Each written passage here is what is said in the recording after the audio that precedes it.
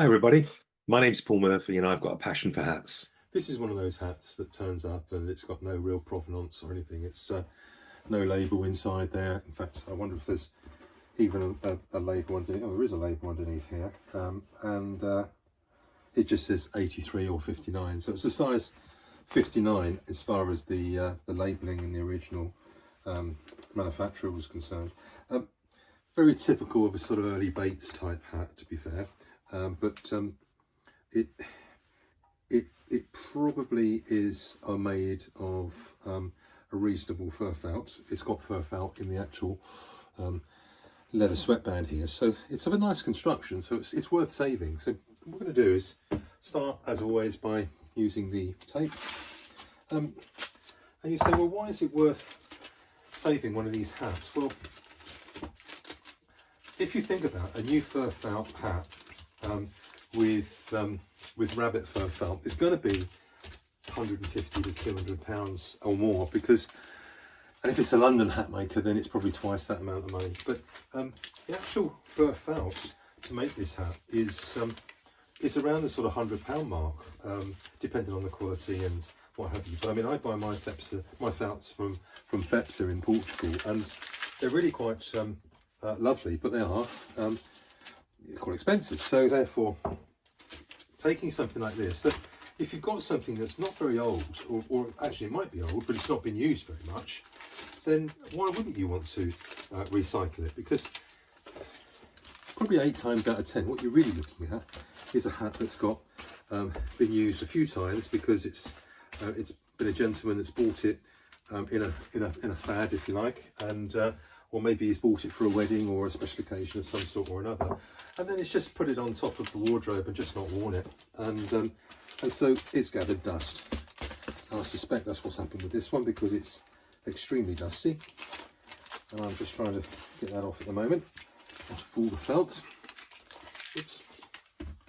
So difficult for me to show you everything when I'm in a very small environment here. I'm trying to move house at the moment and build an actual office building where I can actually house all of my hat making and studio equipment to do more of this, so that I can give a better quality of video. But anyway, in the meantime, bear with me. So that's got a lot of it off. So let's go over to the trusty stiff brush now, shall we? And give a brush down. So this one's being a 59. I can probably take a smaller block and put it on the small block. There we go. And just push it down like that. By pushing it down, it actually means that I can freshen it up even more with the steam.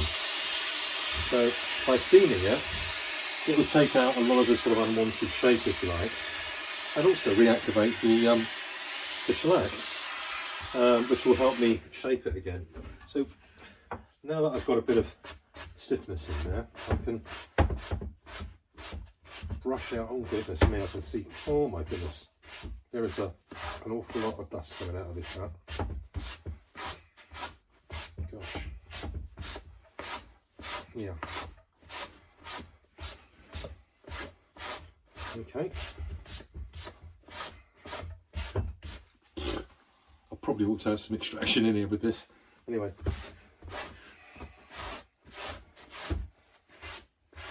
Okay, you can probably see that it's coming up really quite well, which is nice to see. And actually the felt is really coming to the surface, so to speak, in as much as it's clearly a reasonable quality felt. It's just agitating the surface at the moment, and the steam will just reactivate the fibres. There we go.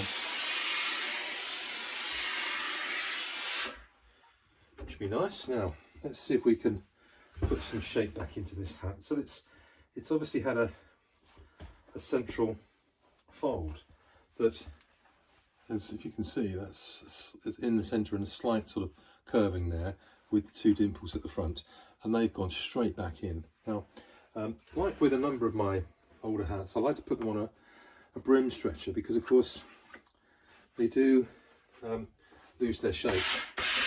when they've been on in the wardrobe or on the wardrobe and got very dusty. So let's get a brim block out. These are all made in the UK by Guy Morse. My blocks are made by Boone and Lane. So we just drop that in, and I don't know whether you know, because I didn't know before I started this, was that when they make the opening here, they actually make a little rim. I mean, you can see it, yes you can, a little rim on there, so that actually this side is the side that you put where the bow is, so that you've got that inlet there to take into consideration that bow, which works really well. But that's why you pay what you pay for a Guy Morse block, I guess. Anyway, that will go in there. Now what we'll do is a quick bit of steam around the block, and I'll give it a brush. There we go.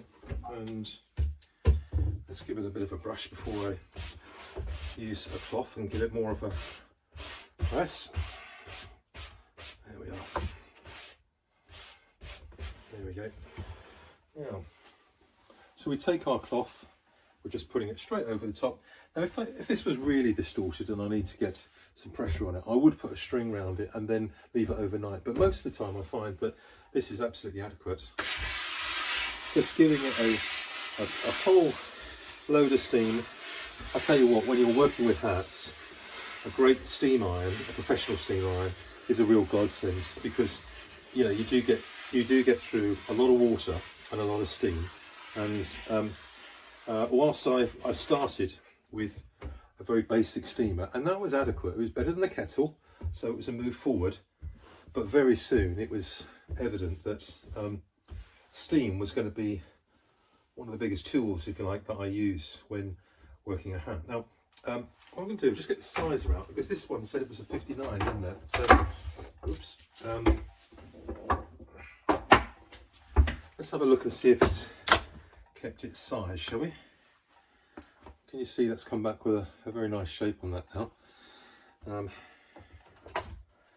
And it's 7 1/4, which is 59. So yes, it's basically held its size. Now, the question for me is, do I sell this hat with its original liner, or do I put one of my liners in and put it as a remade hat? Well, this one has actually got the liner that's been sewn in, so it is of a certain age, and that's quite nice. So I think first of all, what I'll do is I'll put it up for sale as it is, because it won't be an expensive hat, but it's a very nice hat for somebody that that just wants an everyday fedora, a size 59. Now, giving you the measurements, the actual crown of the hat is 10 centimeters, and then the brim of the hat is 7 centimeters. So it is a size for a fedora, and it does have grosgrain around the crown here, but nothing on the brim. Very nicely cut around the brim,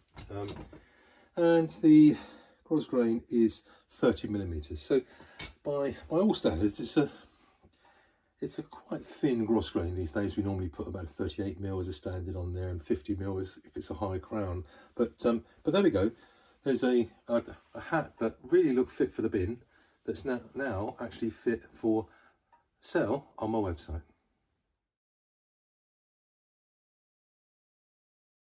If you've got a passion for hats, keep watching the channel. Thank you very much. Cheers. Bye.